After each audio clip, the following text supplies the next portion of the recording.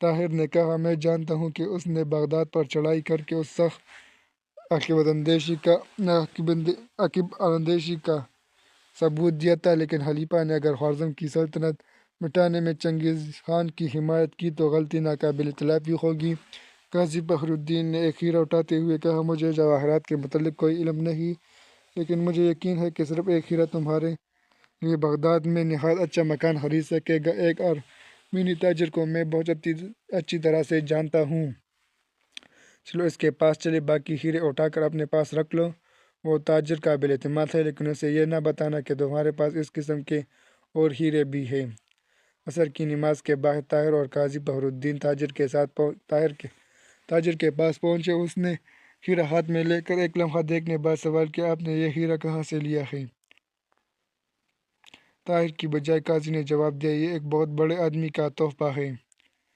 تاجر نے کہا، میں شاید فوراً اس کی قیمت ادا نہ کر سکوں، لیکن اگر آپ منظور کریں تو میں اس کی آدھی قیمت اس وقت اور آدھی کل صبح تک ادا کر دوں گا۔ قاضی نے سوال کیا، کیا قیمت ہوگی اس کی؟ تاجر نے ہیرے کو 2-3 بار غور سے دیکھا، میں اس کے 50,000 دینار دینے کے لیے تیار ہوں۔ 50,000! قاضی نے حیران ہو کر سوال کیا، لیکن سوداگر نے اس کی حیرانی کا مطلب الٹ سمجھتے ہوئے ہیرے کو پھر غور سے دیکھا اور کہا، دیکھیے آپ میرے دوست ہیں، میں 60,000 تک دینے کے لیے تیار ہوں، اس سے زیادہ اس کی قیمت بغداد میں اور کوئی نہیں دے گا۔ قاضی کو بغداد کے مشہور یہودی جوہری سے زیادہ کی امید تھی، لیکن وہ اس ہیرے کو کسی ایسی دکان پر فروخت نہیں کرنا چاہتا تھا جہاں امراء کے جاسوس ہر وقت موجود رہتے تھے۔ اس ایک ہیرے کی قیمت سن کر اسے احساس ہو گیا تھا کہ طاہر اس کے اندازے سے کہیں زیادہ دولت مند ہے۔ ایک لمحہ سوچنے کے بعد اس نے کہا، آپ اسے غور سے دیکھیں، اس ہیرے کی قیمت 70,000 سے کم نہیں ہونی چاہیے۔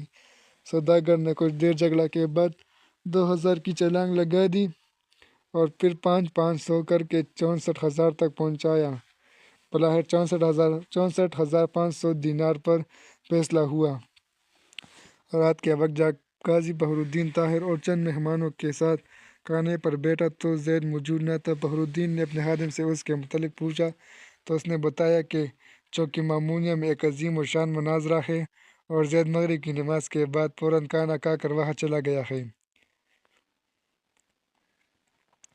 عشاء کی نماز کے بعد طاہر اپنے کمرے میں بیٹھا شمع کی روشنی میں کتاب پڑھ رہا تھا۔ جوں جوں رات جا رہی تھی، زید کے متعلق اس کی تشویش بڑھ رہی تھی۔ وہ کبھی کبھی اٹھ کر دروازے سے باہر جھانکتا اور پھر کتاب پڑھنے میں مصروف ہو جاتا۔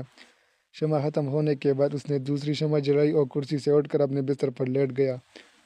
چند بار اس کے دل میں خیال آیا کہ چوک مامونیہ میں جا کر زید کی تلاش کرے، لیکن ہزاروں انسانوں کے انباء میں زید کو ڈھونڈ نکالنا ناممکن خیال کرتے ہوئے وہ ارادہ تبدیل کر دیتا۔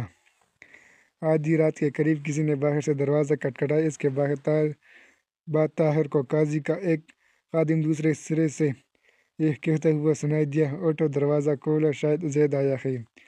وہ دوسرا خادم یہ کہتا ہوا سنائی دیا، تم خود کیوں نہیں کھولتے؟ ایک لمحے کے بعد طاہر کو دروازہ کھلنے کی آہٹ اور قاضی کے خادم کے قہقہے سنائی دیے۔ کہہ رہا تھا، حمید ذرا زید کی صورت ملاحظہ کرو۔ پھر دونوں ہنس رہے تھے۔ ایک خادم کہہ رہا تھا، دیکھا ہم نے تمہیں منع کیا تھا، شکر کرو آنکھ بچ گئی۔ طاہر نے جلدی سے کروٹ لی اور اپنا چہرہ چادر میں ڈالنے کے بعد آنکھ کے لیے تھوڑا سا راستہ بنا کر دروازے کی طرف دیکھنے لگا۔ زید بڑبڑاتا ہوا کمرے میں داخل ہوا۔ اس کی قمیض پھٹی ہوئی تھی، دایاں گال اور ناک سوجی ہوئی تھی اور بائیں آنکھ کے نیچے کسی طاقتور ہاتھ کے مکے کا نشان تھا۔ زید تھوڑی دیر اپنے بستر پر بیٹھ کر ہونٹ اور دیوار کے ساتھ لٹکتے ہوئے آئینے کے سامنے جا کھڑا ہوا اور اپنی صورت دیکھنے کے بعد بولا، دوست اب میں بھی تمہیں مشکل سے پہچان سکتا ہوں، اچھا تماشا دیکھنے گئے تھے تم؟ یہ کہتے ہوئے وہ اپنا گال سہلاتے ہوئے پھر بستر پر آ بیٹھا۔ زید تم آ گئے؟ طاہر نے اپنی ہنسی ضبط کرنے کی کوشش کرتے ہوئے کہا۔ زید نے چونک کر اس کی طرف دیکھا اور یہ سمجھتے ہوئے کہ ابھی اس نے اپنے چہرے سے چادر اٹھا کر اس کی صورت نہیں دیکھی، فوراً اٹھ کر شمع بجھا دی اور اپنے بستر پر لیٹے ہوئے جواب دیا، ہاں میں آ گیا ہوں۔ بہت دیر لگا دی تم نے کیسی کا وہاں گا لیا؟ زید نے ممنوع آواز میں جواب دیا، اور تمہاری آواز بہت ممنوع ہے، خیر تو خیر؟ زید نے ایک اداسی کے ساتھ جواب دیا، میں بالکل ٹھیک ہوں۔ طاہر نے کہا تمہاری آواز سے معلوم ہوتا ہے کہ تمہاری ناک میں تکلیف ہے۔ زید نے بستر سے اٹھ کر بیٹھتے ہوئے جواب دیا، ناک سے زیادہ میری آنکھ میں تکلیف ہے۔ طاہر کلکلا کر ہنسا پڑا۔ زید نے تھوڑی دیر سوچنے کے بعد کہا، طاہر، ایک مسلمان پر بلا وجہ ہاتھ اٹھانا گناہ ہے۔ طاہر نے جواب دیا، کسی شخص پر بھی بلا وجہ ہاتھ اٹھانا گناہ ہے، لیکن اگر کوئی بلا وجہ گلے پڑے تو ہمیں آنکھ کے بدلے آنکھ اور دان کے بدلے دان کے قانون پر عمل کرنا چاہیے، لیکن درگزر زیادہ اچھا ہے۔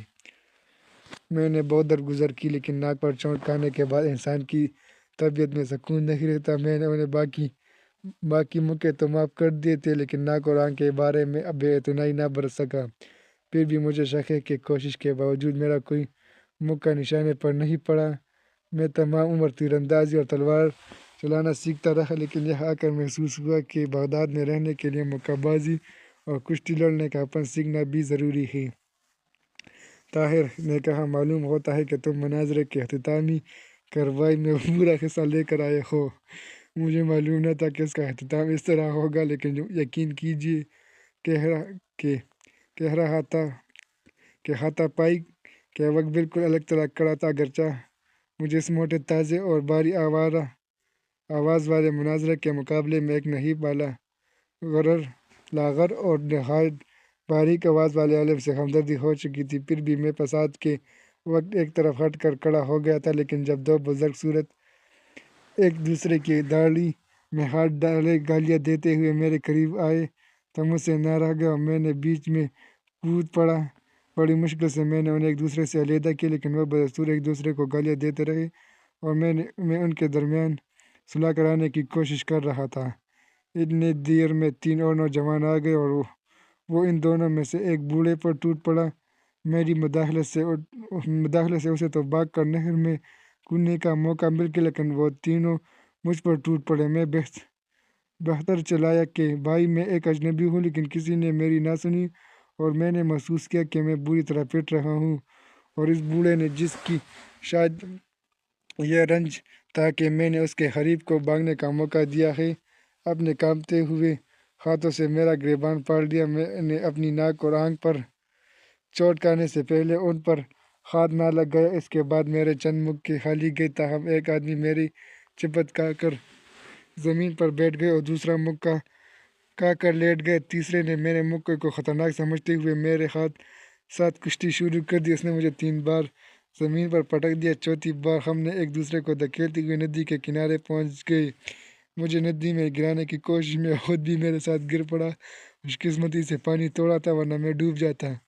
ندی میں لڑتے ہوئے میں نے اسے 2-3 موقع رسید کیے اور اس نے ہار مان لی۔ اب خدا کرے میرے موقع اس کی ناک اور آنکھ پر گئے ہوں۔ طاہر، میرے خیال میں یہاں تیراکی سیکھنا بھی ضروری ہے۔ کیا آپ تیرنا جانتے ہیں؟ طاہر نے جواب دیا، بہت معمولی، لیکن میرا ارادہ ہے کہ میں خرسوبہ دریا میں مشق کیا کروں۔ ایک سپاہی کے لیے اچھا تیراک ہونا بھی ضروری ہے۔ میں بھی سیکھوں گا۔ تھوڑی دیر کی خاموشی کے بعد زید نے کہا، طاہر، اب مجھ سے خفا تو نہیں ہے؟ کس بات پر؟ میں پوچھے بغیر مناظرہ سننے چلا گیا تھا۔ اگر یہ تجربہ مفید ہو تو میرے ناراض ہونے کی کوئی وجہ نہیں۔ مفید؟ میں وعدہ کرتا ہوں کہ ساری عمر مناظرہ سننے نہیں جاؤں گا، لیکن آپ سے ایک بات پوچھتا ہوں۔ وہ کیا؟ وہ یہ کہ آج اس مناظرے کی 40ویں رات تھی۔ 40 دنوں میں ہر گروہ کے مناظرے اپنے دعوے کو صحیح اور اپنے مدعے مقابل کے دعوے کو غلط ثابت کرنے کے لیے ایڑی چوٹی کا زور لگا چکے تھے۔ اس کے باوجود ایک دوسرے کو قائل نہ کر سکے۔ اس کی کیا وجہ ہے؟ طاہر نے جواب دیا، ایسے لوگ 1000 برس میں بھی ایک دوسرے کو قائل نہیں کر سکتے۔